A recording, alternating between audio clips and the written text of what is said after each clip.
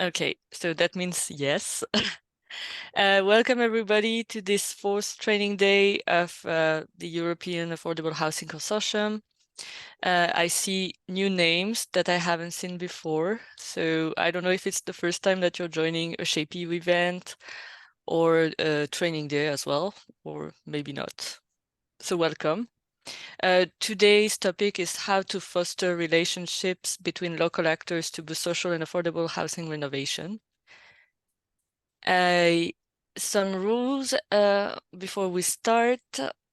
So it's a Zoom meeting.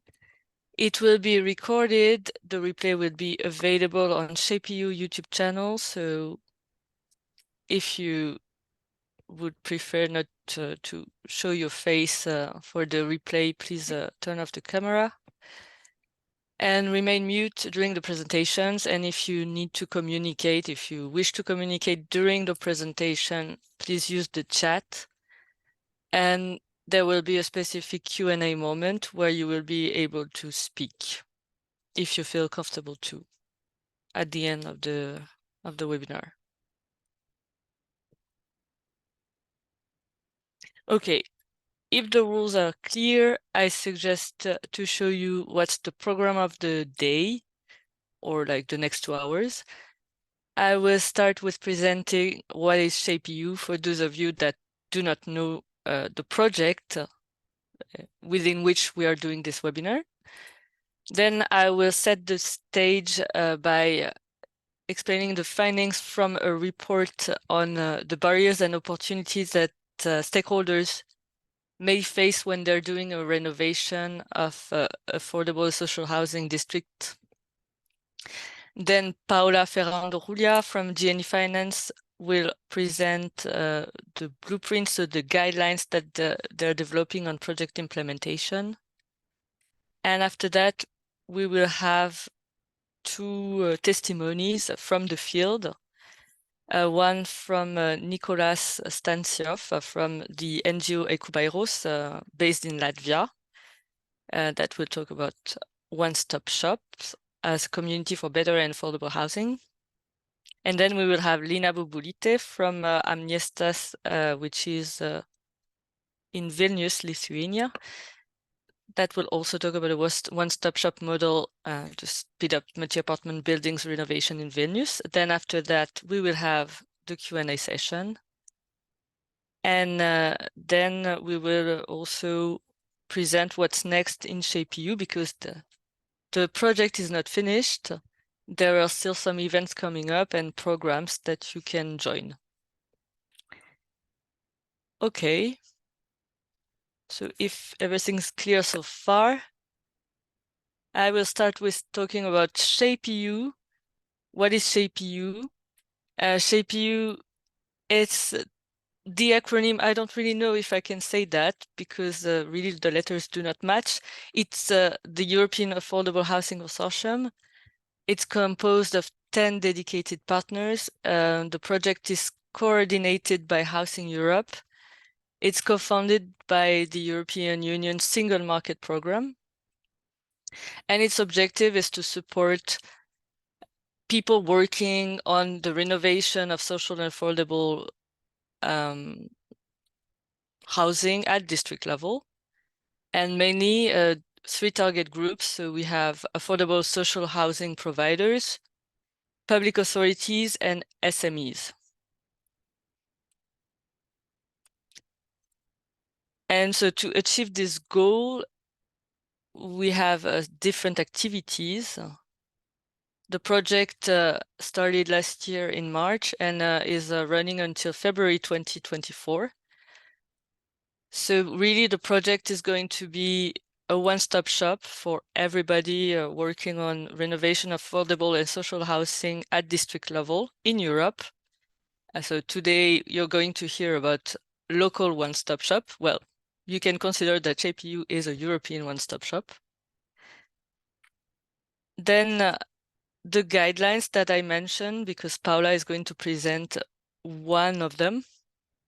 So these guidelines, they're really supposed to present the tested approaches that for planning and implementing renovation of affordable and social housing at district level. We have a peer-to-peer mentorship program that I will present at the end of the webinar because there are still some seats left if you're interested to join. The team is also working on policy recommendation. So provide like the feedback from the field that were gathered during the project to give it to institutions and policymakers. And of course, a series of online and real-life events. Well, today's webinar is one of them.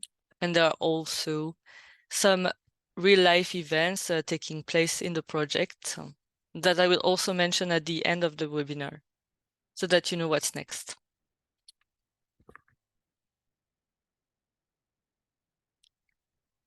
Okay. Don't hesitate if you want to ask any questions about the project. Once again, we will have a dedicated Q&A moment. But I mean, since we're a small group, I think it's also fine if you ask questions in the chat during the presentation.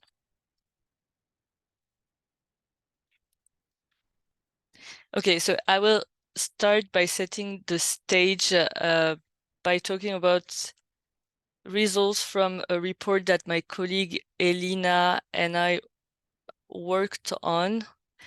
And this report is on the identification of opportunities and barriers of all the stakeholders involved in renovation of affordable and social housing at district level. And this report is actually based on around 30 interviews that we did with different stakeholders, going from local authorities to financing institutions, SMEs, social housing providers, and also researchers. Once again, the question was to identify the main barriers and the opportunities. And today's, well, I would like to present to you the main barrier and opportunity for the cooperation between local actors when working on the renovation process of social and affordable housing at district level.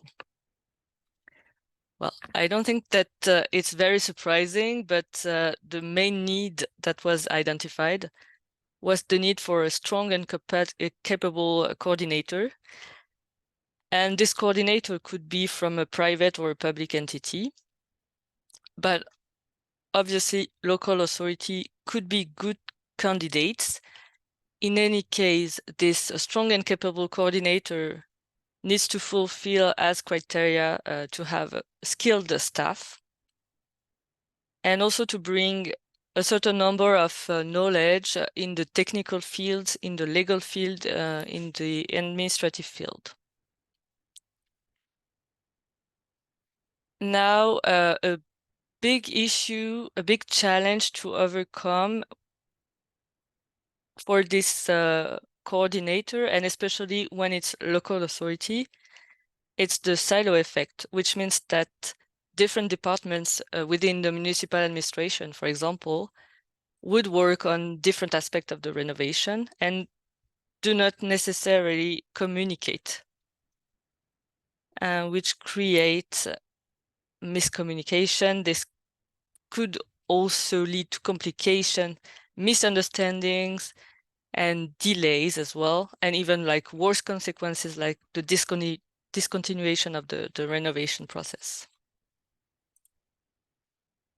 So one of the solutions that was identified, and also one of them, the solution that you're going to hear about today, since you're going to have two examples, is the local one-stop shop. And well, so that was a quick stage setting, let's say. And now I would like to give the floor to Paola to present the blueprint, so the guidelines that were developed, that are being developed within ShapeU. So Paola, if you could also start sharing your screen. Yeah, sure. Hello, everyone. Um, I'm Paula Ferrando. I'm sharing my screen. I will let me know if you see We can see it. the presentation. Okay, perfect. Okay, so good morning, everyone. Thanks for joining this webinar. I will explain a little bit the project implementation blueprint, and then I will go further to the topic, to the webinar from today, that is that particular collaboration with the public authority, with the local authority. And I will give some tools that can be applied from the local authority and also from other stakeholders, as SMEs and social affordable providers. First of all, I want to make you understand the environment and all the different documents that we are working inside ShapeU. As you can see, we are working in three guidelines, main guidelines, that is the three blueprints. There are three different modules. One module is the project implementation, other one is the social innovation, another one is the technical module.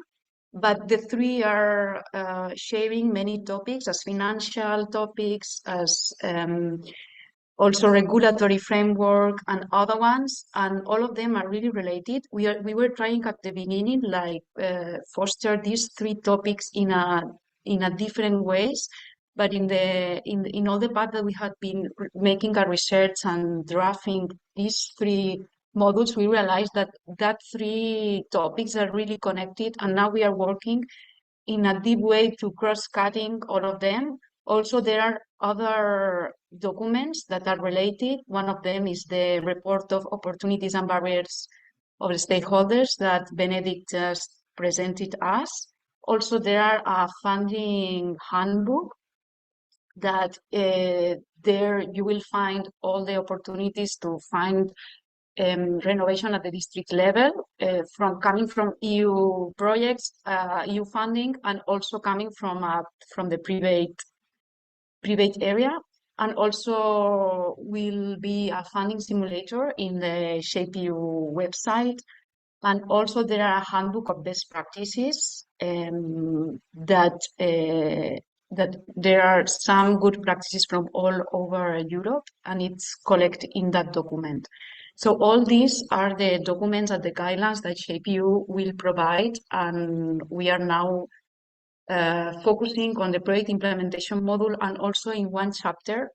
But first of all, I will go like really rapidly to all the content of the project implementation. There one chapter that it's tackling the regulatory framework, types of procurement and urban policy, and also how to afford the renovation cost. Other chapter is the financial aspects. That is needed a financial feasibility and financial plan. Also, a temporary accommodation for occupants. This chapter is also sharing with the social innovation, as the social innovation is explaining how to support the tenants and the residents in all that process that it's really uncomfortable sometimes when they have to be relocated in other spaces. Also in the technical blueprint is mentioned new technologies and new kind of solutions that can help to avoid that relocation.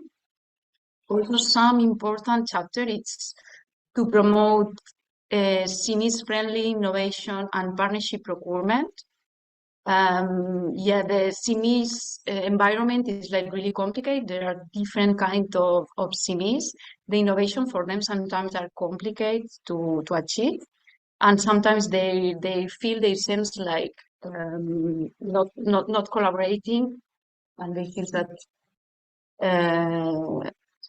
so that's really important, that environment, that innovation environment is also for innovation from local authority part. So how partnership can boost innovation in SMEs is another really interesting topic, and I will talk a little bit about that today. The chapter 5 is collaboration with local authorities. That is the one that I will go further today. how the public authorities can achieve new technologies to boost the implementation of the project. How can they adopt new technologies and collaborate with the stakeholders that is working in that file. There are another topic that is renovation in multi-apartment blocks.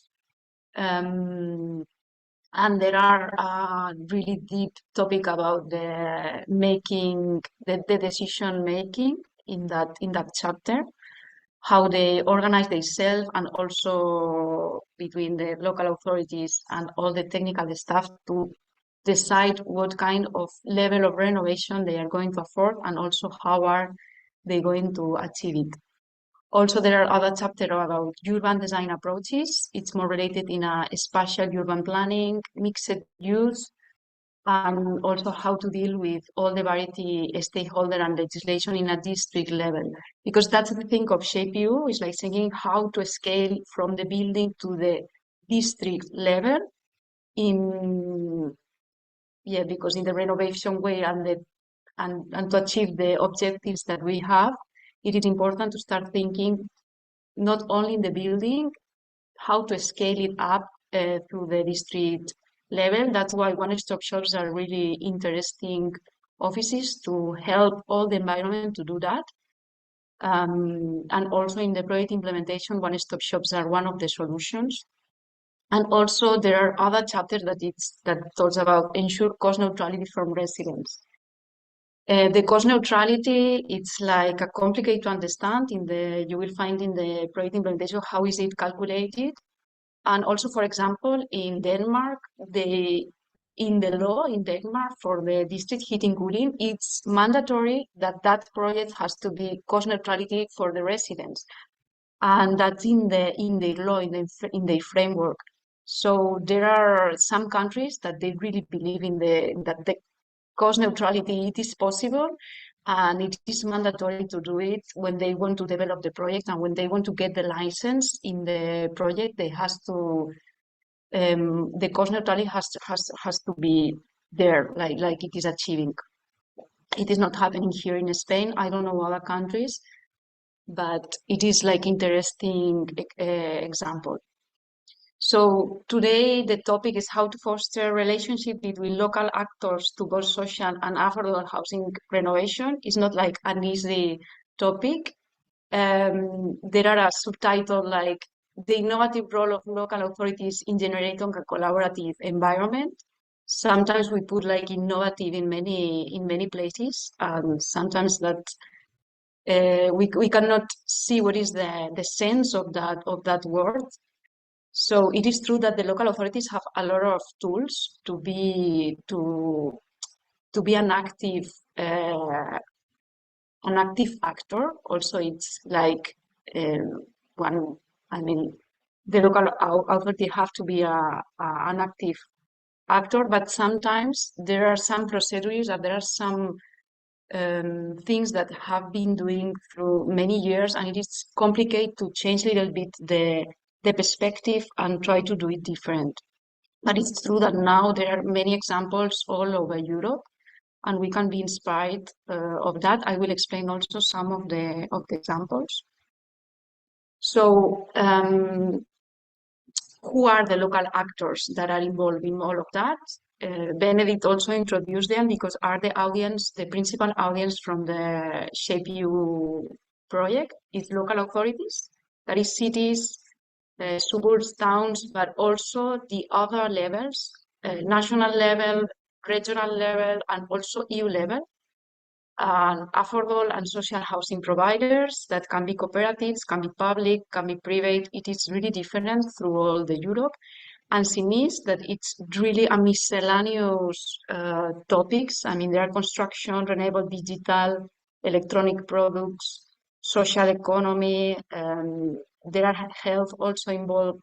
There are many SIMIs that are involved in the renovation wave, and there are different mature of innovation, different size of SIMIs, but the important thing is how to make that environment properly to them to really develop the market of the renovation and to involve them also in new steps to being innovative.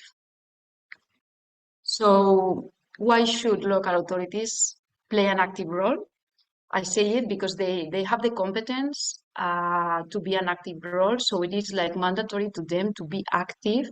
Also because the public institution at any level, their main work is to act for the common good and also to give good services for the people, and also to make it, through that services, to achieve a fair and more equal society. Now we are having a lot of problems with energy poverty, climate change, and energy markets. So the local authority have the tools to be in the position to be a really active actor and try to redirection that renovation. It's true that the renovation market, it's not mature now. It is really complicated when you are working in the field, like in the ground, with that, with techniques, with SIMIs. Some of them prefer to do new buildings or new constructions because there are more business than in the renovation. So that's why at the EU level, national level, and local level, there have to be really a big effort. Now there are a lot of grants to make renovations. But the idea is that the market has to be sustainable by their own. But it's true that that market, at least in Spain, is not mature enough. And as I can see in other countries, also it's like not mature enough. But that's why all the actors are like working in that hard path. So what is the general context that we are facing? As I said, it's the global climate crisis. We are trying to achieve the decarbonization of the economy. That decarbonization is passing also from renewable the buildings and doing it more efficient. 70% of the EU citizens living in urban areas, but I think also that we have not to forget rural areas. Also, we have to involve them in that renovations. The renovation wave, it's tried to create 160,000 new green jobs. Also, social housing has to be including in all this renovation wave. In all Europe is accounting 11% of social residential housing. That is not so much, but there are really big difference between all the countries. Here in Spain, we have like 3%, that it's really little. But also it's like, how can we grow that number, that percentage, that figure? Also, we have now in EU level the new European Bauhaus that is trying to put a holistic approach for the economic, social, environment, and cultural values, and it's giving some opportunities or some new point of view that it's not, I have to say that it's not new. I mean, like in the whole urban history has been like that approach of the cities, that the cities are not for cars and not for business, are for the people. That has been in the historical urbanism, but now it's like really a flag that is taking the European Commission. So everything is going little bit grounded also through the European agenda. The another topic that it's like really important to understand the mature of the market, that it's the economic and energy crisis. That's why in many places now, like putting PVs, it's being like there are a lot of buildings and a lot of communities, a lot of local authorities that are putting PVs in many public buildings and other private buildings. The price of the energy is high, and also the geopolitical environment that we are in Europe and in global way, it's forcing us also to do that big steps. So what happened when other actors, SIMIs and social affordable providers, what happened with that actors? I put it here like some questions just to start to some reflections. Like, do CMEs also have to be innovative? And what does it mean? What barriers are they facing? I think all that topics Benedict and Elena are facing in the report that they are writing. Also, when we are talking about social and affordable housing, who are them and what are their roles? It is really different all through all in all Europe in the different countries. And in this environment, what the local authorities can do to boost that social and affordable housing renewal.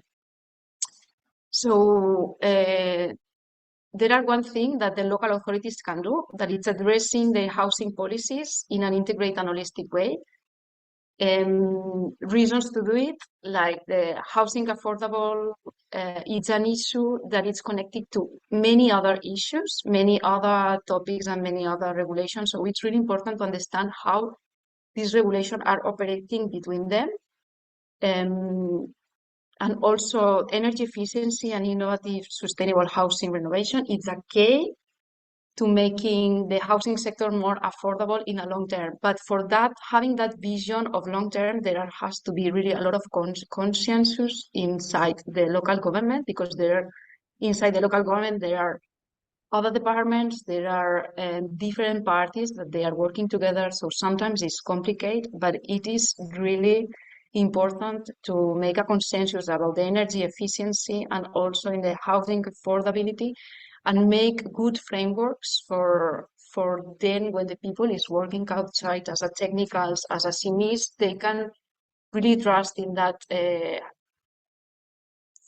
regulatory framework, and also they can develop better the work. I was also like a housing director here in Spain in one regional area, and when we were working, I mean, we wanted to develop also one-stop shops there, and we had to go to the regional level to change some of the housing framework to develop it. So it's like when we are trying to make new things, we are facing that the framework is not prepared to do that. So one thing that local authorities and the people who is running new projects they are facing all the time when there are barrier in the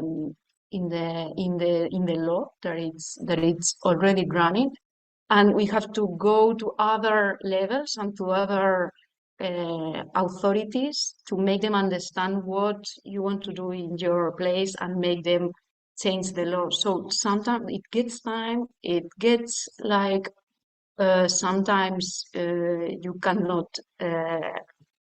achieve it, but the idea is like the local authority have to really understand all that issues and all that frameworks and really go through that, and so that all the levels has to be in the same way, in the same position. Also that renovation allows energy saving to the tenants and to the residents, so it's like really important to go for that and work on that.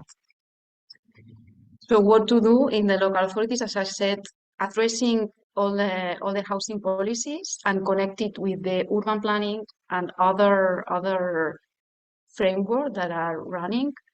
It is true that the competencies sometimes are different. That's why it is important to talk with the other authorities that have other competencies and make that stakeholders inside the local authorities to be all in the same path.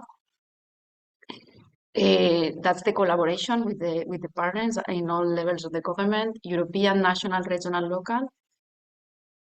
And then that developing integrated holistic approach, it's like not being only in one field. Sometimes we are working in other departments, but it's important to understand that there are other departments and everything is connected. So that's why understanding in that way helps to do a better frameworks, better sandbox. So in one way, appropriate planning, solid legal institution framework, specific tools to performance assessment, harmonize such complex and changing issues. It's really complicated. I know that it's really complicated when you are working inside a local authority and are trying to address all these things. And also there are one thing that it's we are working in the last, I don't know, 5-10 years, that is engaging all the actors, trying to make the processes more open, with more information, make consultants and make the participatory of the local environment. There are, what more we can do?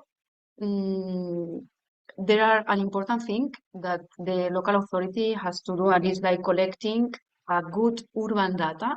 So that's, they have to have agencies and mechanisms to take quality urban data. For example, in Barcelona, there are the Metropolitan Housing Observatory, and they are taking urban data, collecting urban data from Barcelona. And with that data, they can understand better what is happening and also taking better decisions. Nowadays, there are also starting urban data platforms in some cities. In some places are not like really mature, but there are like interesting approach to take all that data, sometimes in a real way, other times just year per year. Also in the urban planning, it's mandatory to have data to understand if it's necessary to make some change or to or making some taking important decisions. So that's really a tool and something that the local authorities can do. Some other tools for the government to help foster the innovation. Now it's like a little bit miscellaneous, but I will say some things that the local authorities can do. One is, again, specific housing policies concerning renovation, energy efficiency, housing, rent stabilization. That's a really big topic. Co-management, co-design, and also think that sandbox in a way to supporting vulnerable groups. That optimal mix of policies has to be combined in different types of coordinator, and has to be effectively to boost the speed and scale the renovation project. To help with that, it is necessary financial and funding instruments that can be run also in parallel with that addressing of the housing policies, and also fostering local innovation ecosystem, collaboration and local partnership. To make that local innovation ecosystem, it is necessary digitalization, inclusiveness, and also sustainable local economy development. All that, it's like complicated, but if there are other stakeholders inside the local authorities, it is possible to do it. Other departments that are working in that fields, it is possible to do it and go all at in the same way. There are an example about inclusive optimism, that it's a research and development grant, and it's a way that the local authorities can support the SMEs. There are also a EU example that it's meta building, that it's a EU SMEs innovation potential in the consortium, in the construction sectors. So that it's EU funding and provide direct support, also help the SMEs to get competitive through international collaboration. Also was a tool for helping them in the COVID crisis and stimulate the innovation. That is in a EU level, but it can be replicated in national and local level. And for example, in the Netherlands, they run like a digitalization in the construction sector, and they could face that that's the SMEs that digitalize their enterprise, get more efficiency, and they worked better with the with the local authorities and also get new business opportunities.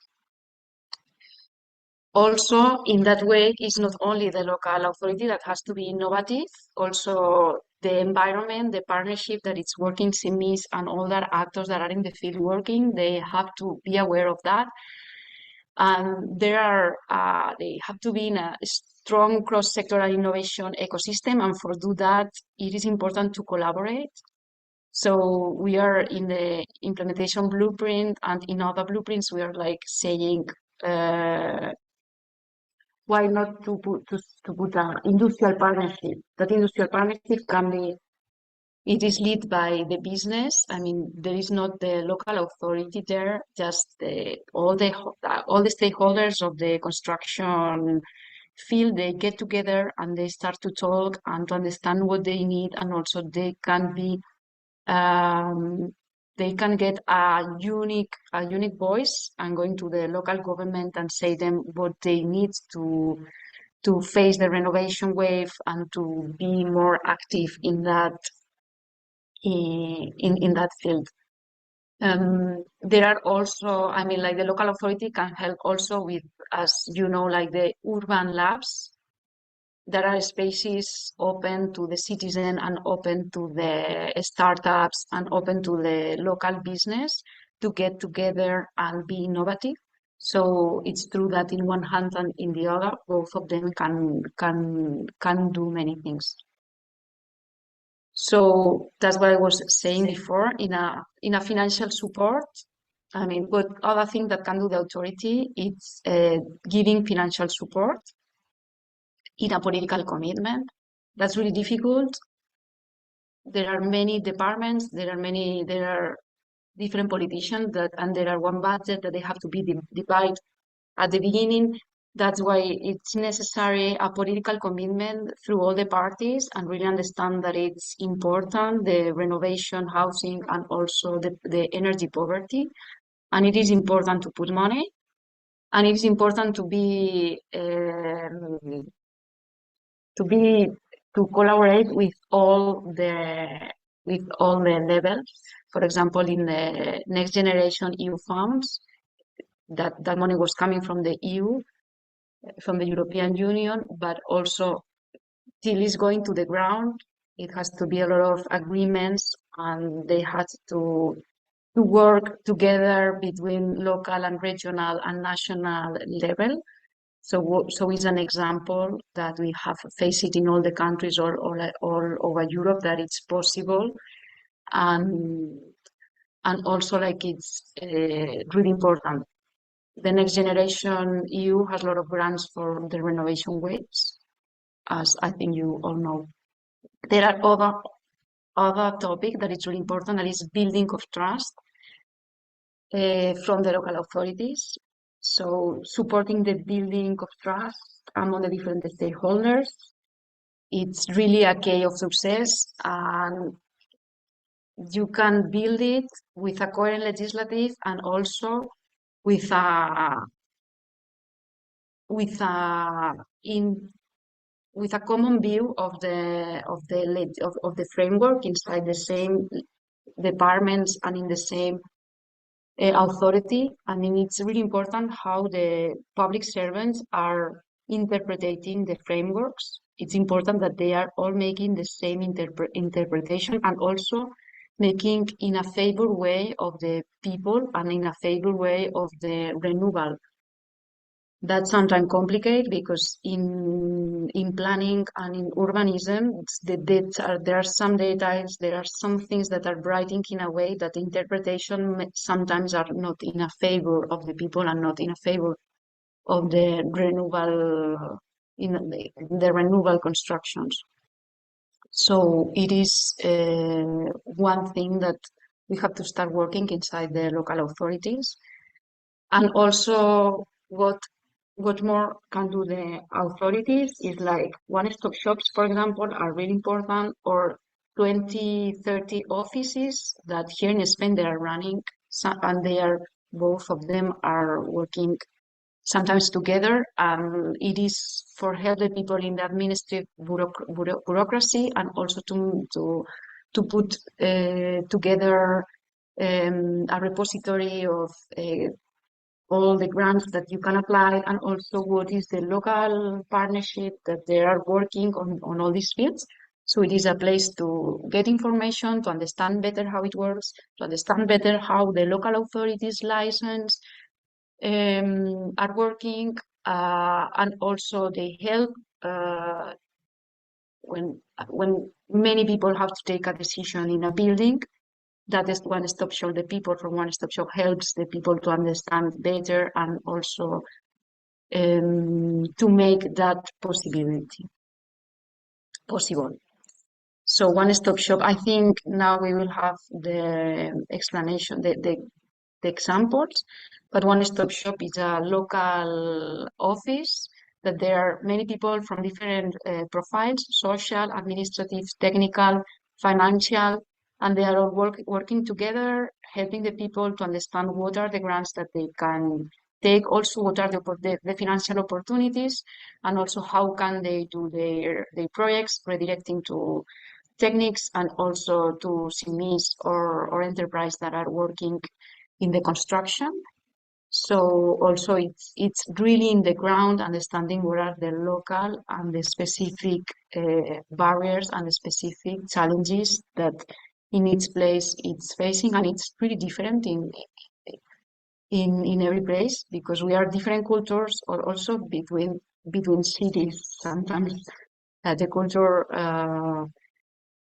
I mean, the urban framework, it's actually different. So there are many specific things that you can face it in a really concrete project, really concrete and specific building. And also at the end, we are people, like we are different persons and facing that really complicated process, renovation of our house, that there are many, during that process, many things are annoying us, the noise, it's a hard decision, and we have to be good support and really understand all the steps. And one-stop shops, I think, really are the most grounded service that can help the people to afford that.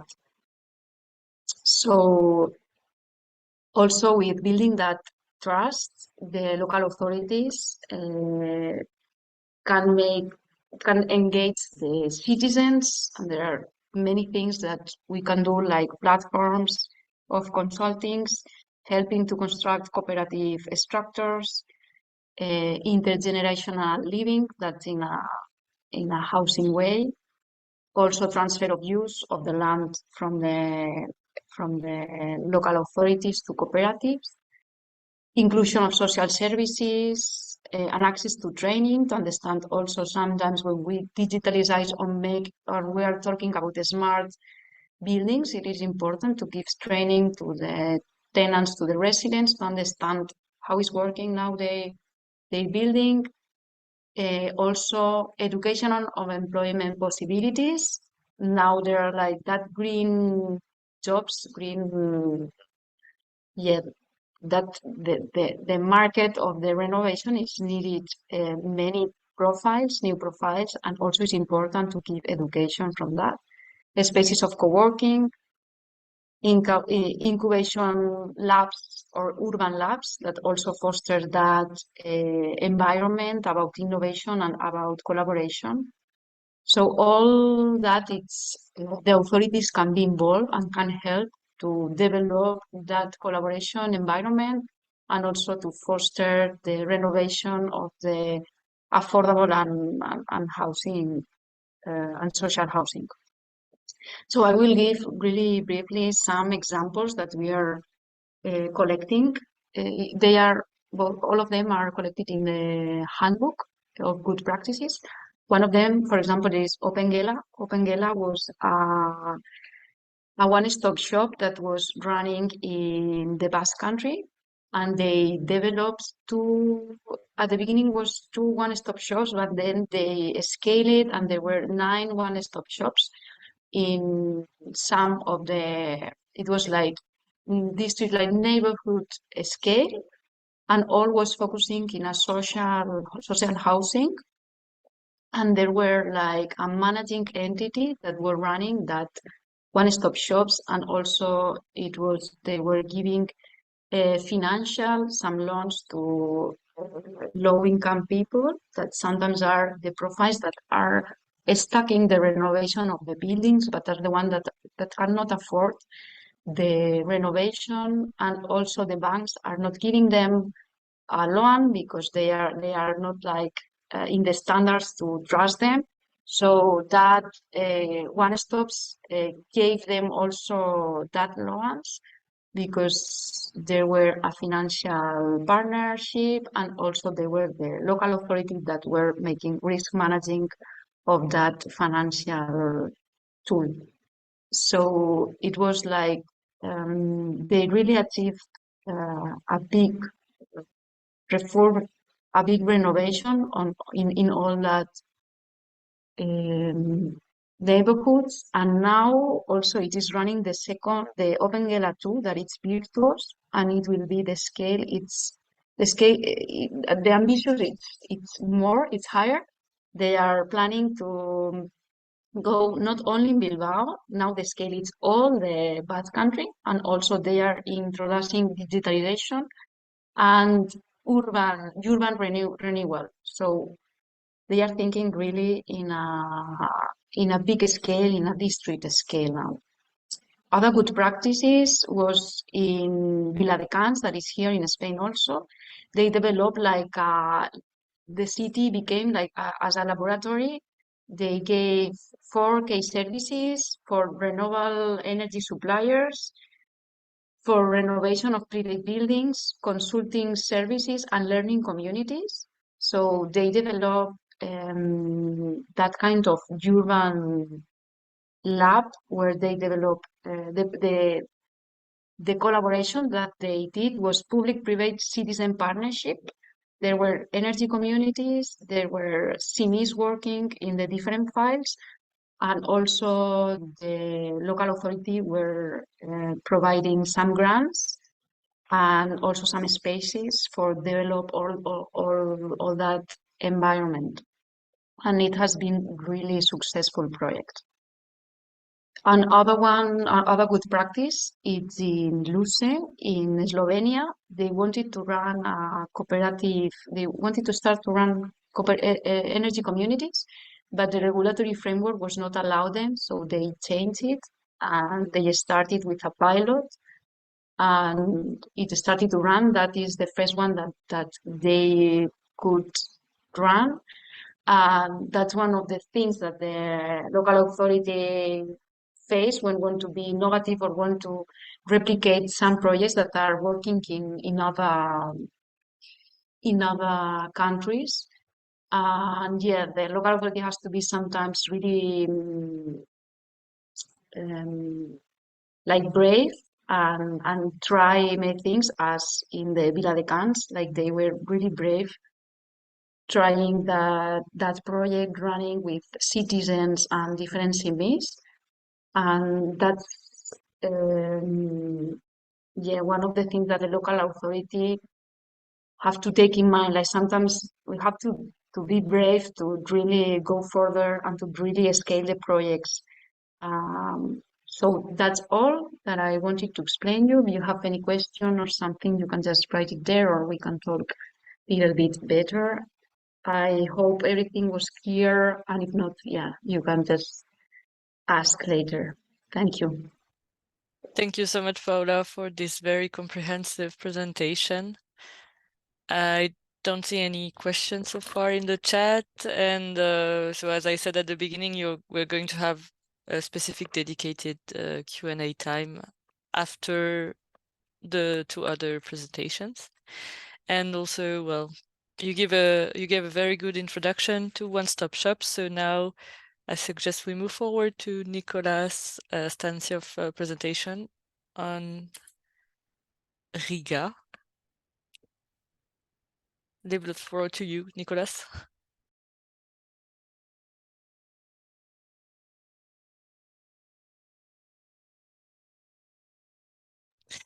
You're still mute. I don't know if it's on Yes, no, I'm purpose. not. Do you see my screen? We see your screen and we hear you. Perfect. Hello to everybody, and thank you very much for this opportunity to talk about one-stop shops.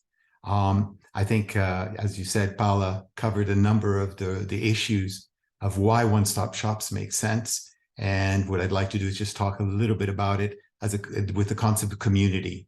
I think beyond innovation, what we really need is a mind shift from the silos, as Paula mentioned, to a real community, be it at the local authority level or across stakeholders. And in the next few minutes, I'll just walk you through our experience by talking a little bit about how urgent the issue is today in our countries, what has been done to some degree in the Baltics, the issue of housing affordability, which has already been touched on, our own one-stop shop, which we started in 2012, and actively were seeking support and working with buildings in 2015, and what could be the future of one-stop shops. The building stock overview. I think most of you have heard about the quote-unquote obsolete building stock in Eastern Europe. I'm glad to see that the EU is no longer using that particular word. These buildings are not obsolete. They simply have had deferred maintenance for, in some cases, 50 years. And the quality of these buildings, if you think about it, buildings that have had no renovation for so long that are still standing, that says something about the quality. However, the fact is the majority of buildings were built between 65 and the 1990s, a little bit earlier, actually. But the fact is also that 85% of the people who live in Riga are living in buildings of that era. 30% of the energy is for buildings. That number is actually an underestimation because a lot of people can't afford to heat at 22, 23 degrees, which is what they would like, and they're heating at 19, 18. And in fact, with our own experience of buildings that we have had deep renovations with, what happens is there's actually a bump in consumption. Even though they're now safe, they've gone from 140 kilowatt hours per square meter to about 70, so half the consumption, and yet they start to consume a little more because suddenly they can afford to increase the heat.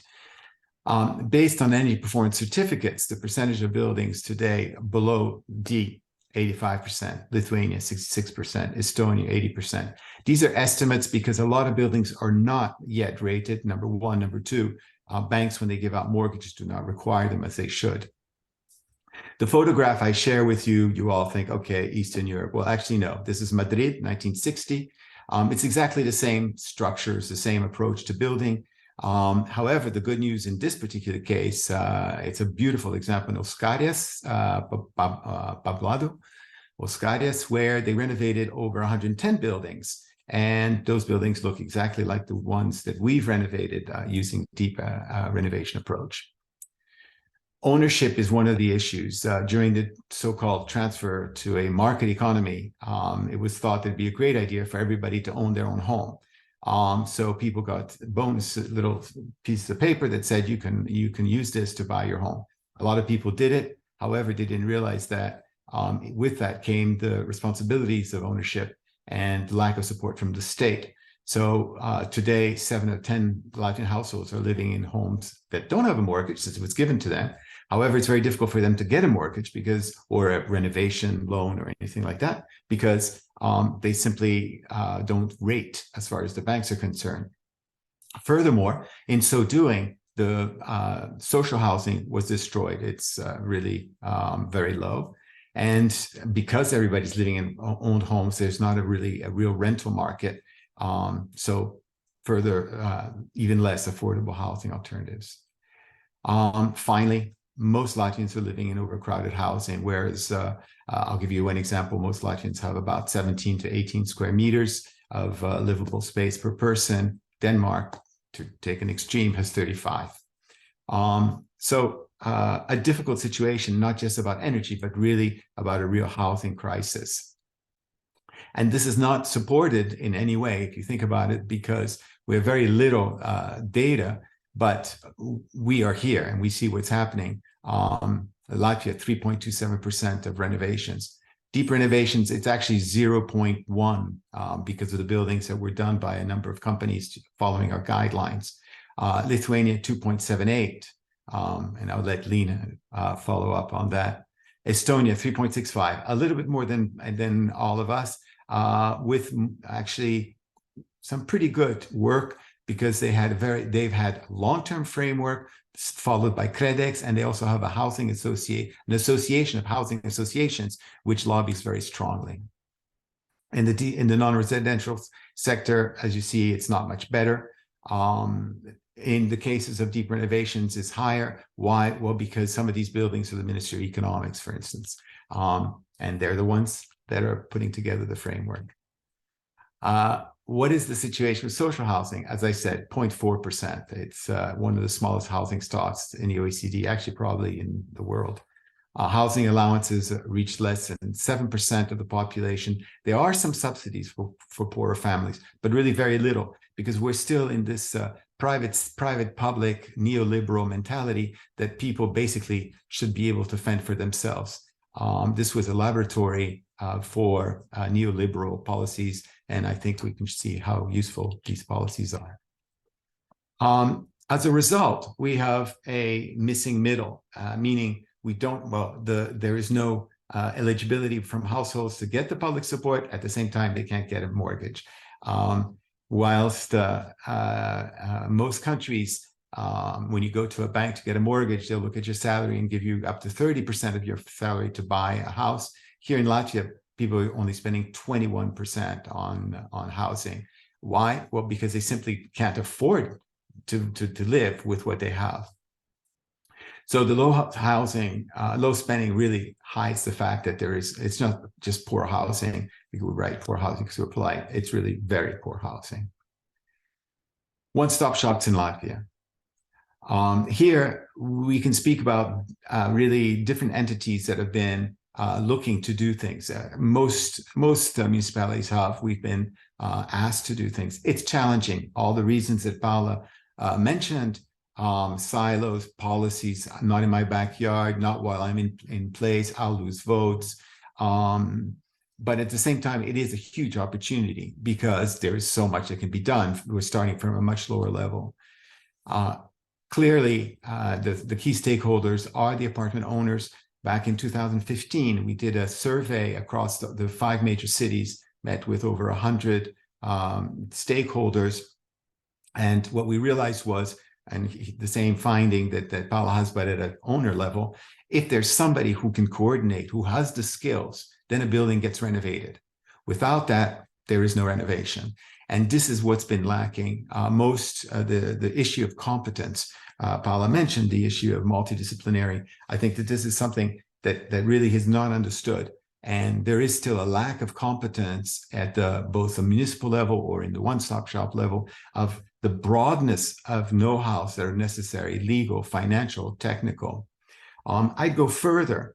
There's a lack of understanding of the economics of each of the interested stakeholder. And what do I mean by that? For instance, when we say only 21% of income is spent on housing in Latvia, very few people realize that in municipalities. So they don't understand why they can't equate the need for the renovation and the lack of willingness of the owner. That's one aspect. Another aspect is not understanding what kind of profit companies expect to make.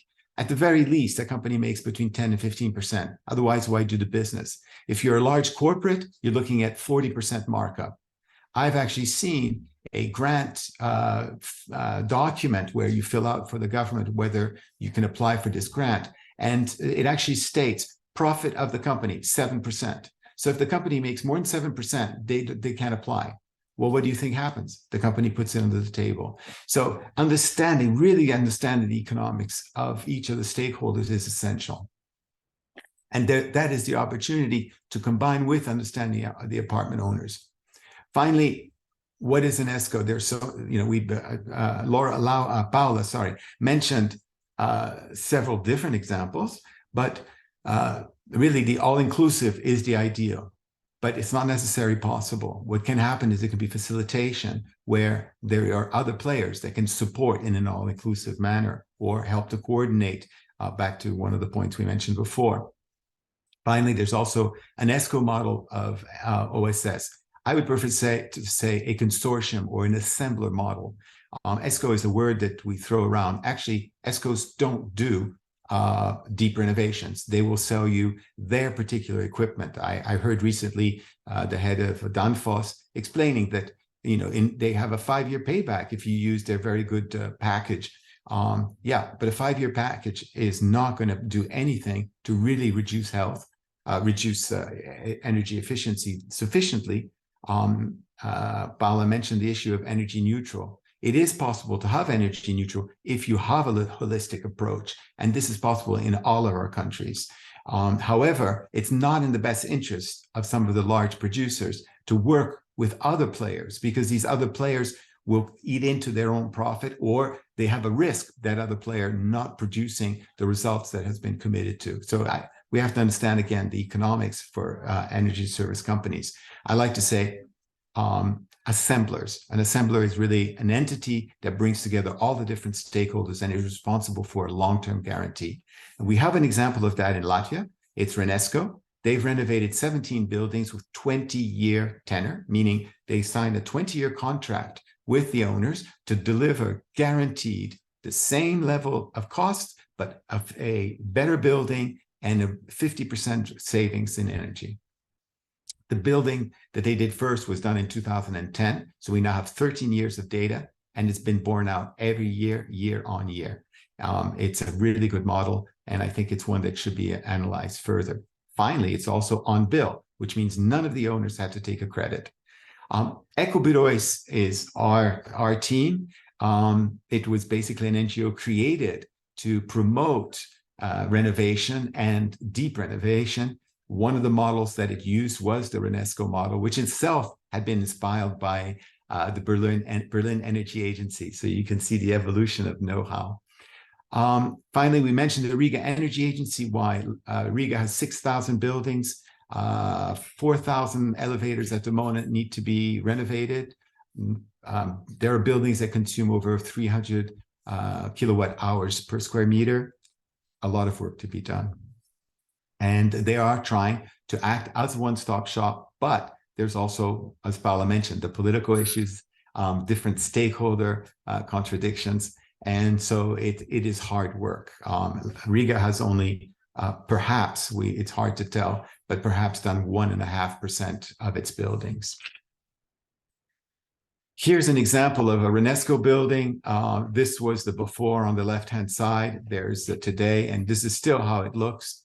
One of the emphasis that they made is to spend a little more on the types of paint, which really protects the building much better long-term. And they had a good reason to do it. They've signed a 20-year contract. They don't want to have to go back next month and repaint the building. I think there's not much else to say about that, you see the results. I think what we can add is really this idea that this company started with long-term conscious on their mind. And I think what's missing when I say, it's not an issue of innovation, it's really a mind shift, a paradigm from doing something now to close an emergency to thinking really long-term and everything that goes with that.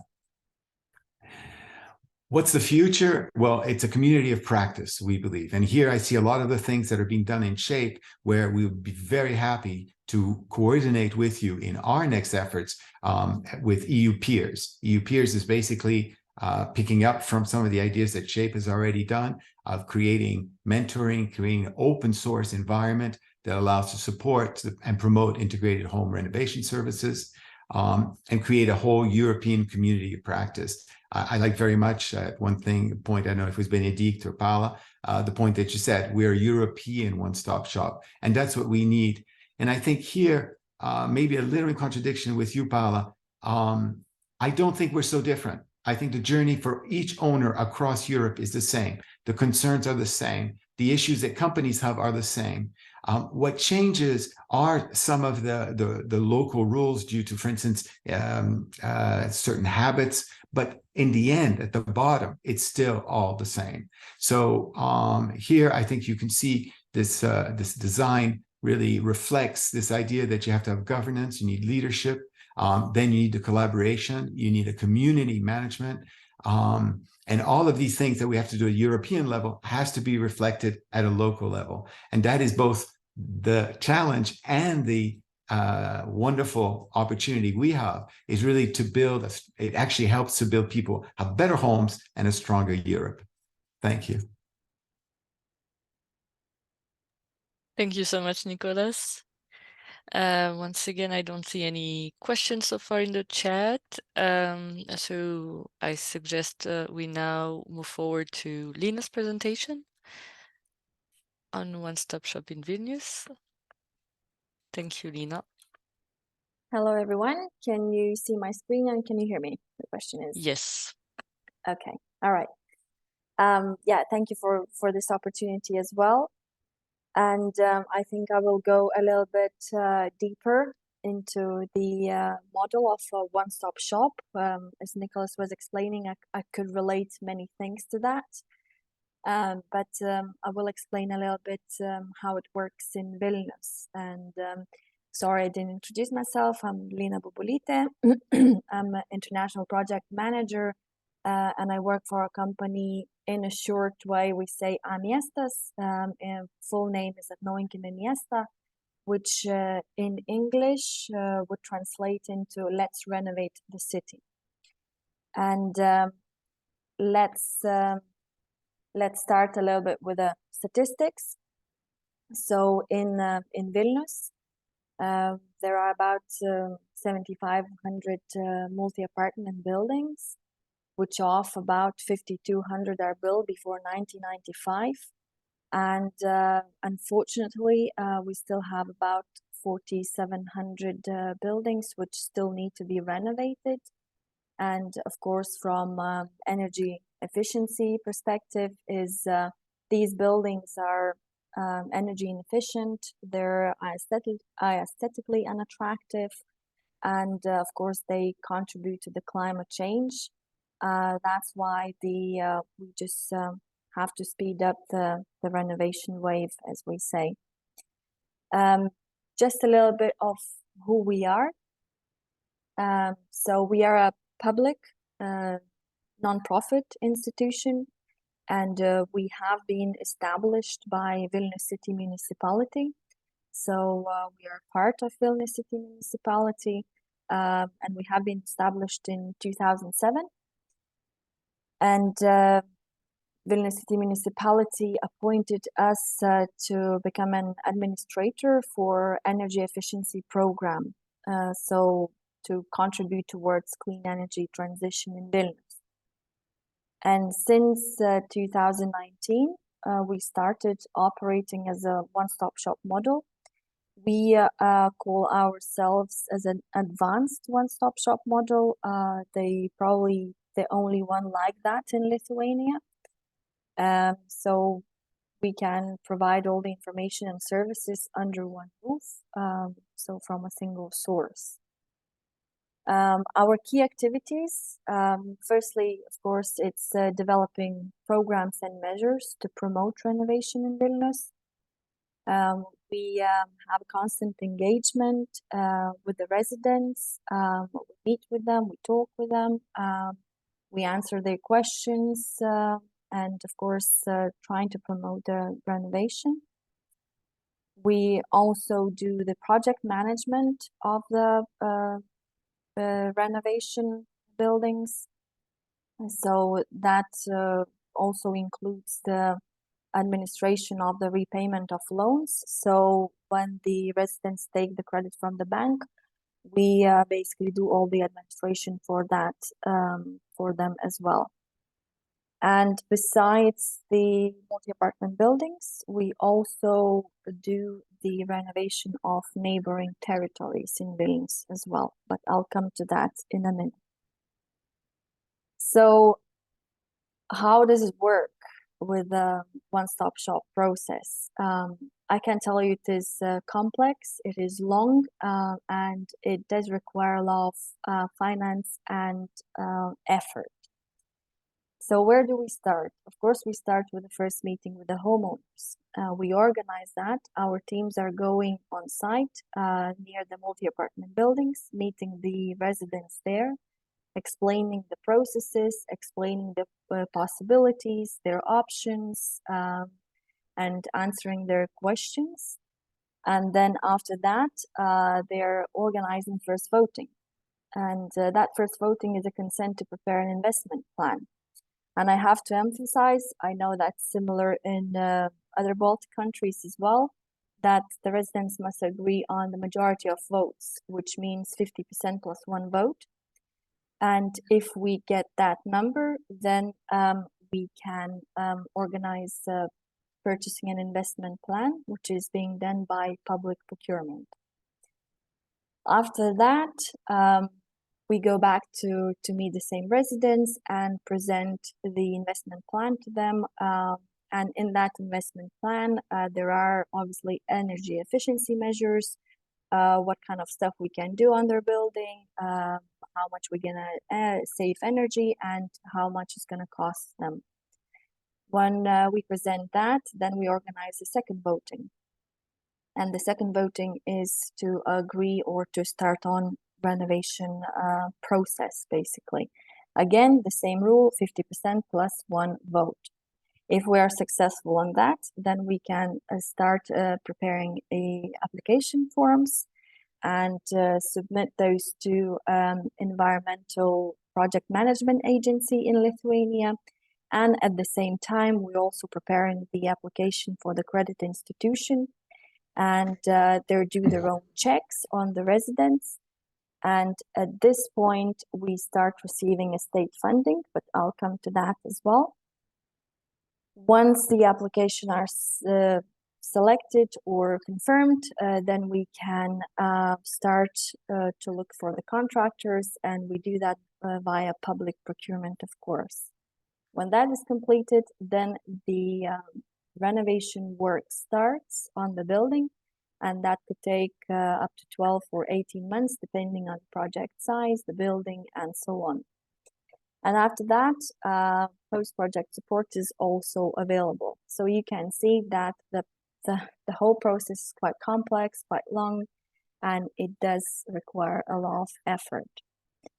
Speaking about the finance, in Lithuania, for the deep, I emphasize deep renovation projects, we can get the government support subsidy. So 30% goes to energy efficiency measures, and 100% goes for soft part, which is only the documentation management. So in total, we're talking about 35% of the government subsidy for the building, and the rest is being paid by the homeowners by taking the credit from the bank, but they do get the good terms and conditions and low interest rate. Speaking about the current situation, what we are working now in Vilnius, we have several divisions. So our implementation division, that means those guys are working on the projects when the renovation work starts on site. So we have about 140 projects, which total value is about 170 million. Our development or sales division are those people who are going and seeing the residents and doing all the preparation works before the renovation project starts. We are working on about 50 projects, which is about 80 million in value. We completed about 130 projects already so far. And our infrastructure division, the people who deal with the neighborhood territories renovation, we so far completed 53 neighborhoods in Vilnius, which was 185 courtyards, and the total value was about 5 million. So our key success factors, first of all, everything starts with the communication and the qualified personnel. So we do need the experts in this field, all the project managers, the technical assistants, the lawyers, the financial assistants as well. We have the good team at the moment on site. We're about 40 people in total. And of course, the key aspect of our work is building up good communication campaign. So that means that because the residents or the homeowners are decision makers. So that's why we have to focus on the communication with them. Encouraging active leaders in the community. We noticed that if we have, let's say if there is a multi-apartment building and we have 1 or 2 or even more active leaders, they can also influence the rest of the residents. And we're trying to find those people so that they can help us in the whole process to convince the rest of the residents as well. Of course, our working hours, our sales division's working hours are after 6 because that's when most of the people are at home. So you can imagine sometimes the meeting could last up to 2-3 hours. So our guys finishing work at 9 or 10 p.m. So, but that's the key success factor, which kind of helps in developing the whole process. And what else is important is resources. That means finance, good staff, marketing materials, and so on. And of course, the local government support, which we get from the Vilnius municipality because we are part of them anyway. During the communication with the residents, we're always trying to explain or emphasize the benefits of renovation. And first of all, is the quality of life improves. We can reduce the energy bills as well, which is very important for the residents. We are fostering the sense of community because nowadays, if people live in the old Soviet blocks, they don't even kind of speak to the neighbors. They don't know the neighbors. So when we start the process, they start gathering together and kind of build up that community sense. Of course, after renovation, the apartment prices are increasing, and on the bigger scale, we are contributing to reducing the climate change as well. Although we are successful, but unfortunately, the renovation rates are quite low at the moment, as Nicola said as well. And the main challenge is what we are facing is still lack of knowledge from the residents. Although we are doing all the marketing campaigns, we're going and seeing the residents, we are explaining about the whole process, but we still feel that it's not enough because the lack of knowledge is still there. People are still scared to start because they think the process is complex, which is, but that's why we come in, that's why we help. With all the management, with all the bureaucracy, with even the financial plans and so on.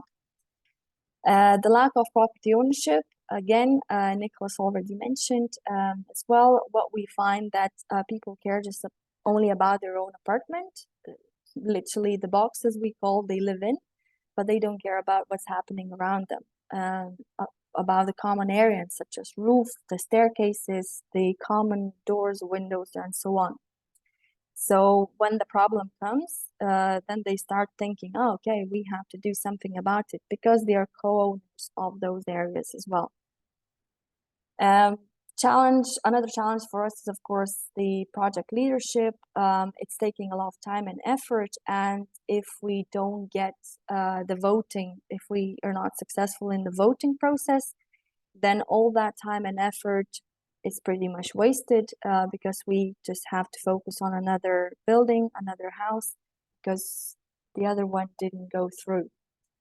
And another challenge is adaptation to the market change. When the war in Ukraine started, the prices in construction went up and we had to deal with it. We had to reorganize. We had to prepare new investment plans to present it again to the residents. And well, basically we had to deal with a situation which we could not control. Just one of the examples, what we did, this is quite old, completed in 2021. It's just a normal 5-story, 60 apartment building. The project value was about 800,000. To compare, like these days prices, the similar multi-apartment building could be renovated for about 1.5–2 million. So you can imagine in 2 years how much the prices went up. Duration of the renovation works took about 15 months, but that means that just when the construction work started. And as you can see, the outcome, the better looking building, the lower energy demand, the prices of the apartments went up. We changed the energy class from A to B, and of course, improved the housing and living standards for the residents. And just the final bit, our priorities for the future. We did a little bit of the surveys with the residents, and it's not always the price that they care about. It's the quality of works, because if they decide to go ahead with the renovation, of course, they care about the quality as well. So we're focusing on that.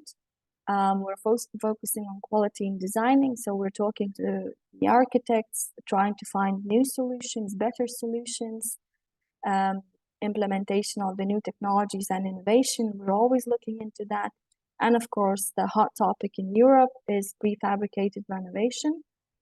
In Lithuania, we don't have any projects so far. However, there was a call from the government for the prefabricated renovation, which we applied for, but we're still waiting for the results. And hopefully this will go through, and then we will see this speeding up process in the renovation market. Thank you very much. That is all from me. Thank you so much, Lina. I am checking the chat. So now actually we are opening the floor to all of you if you have any questions. Since it's a meeting, you can turn on your microphone. If you have any question, just raise your hand so that you don't speak at the same time. And also, we're going to stop the recording now.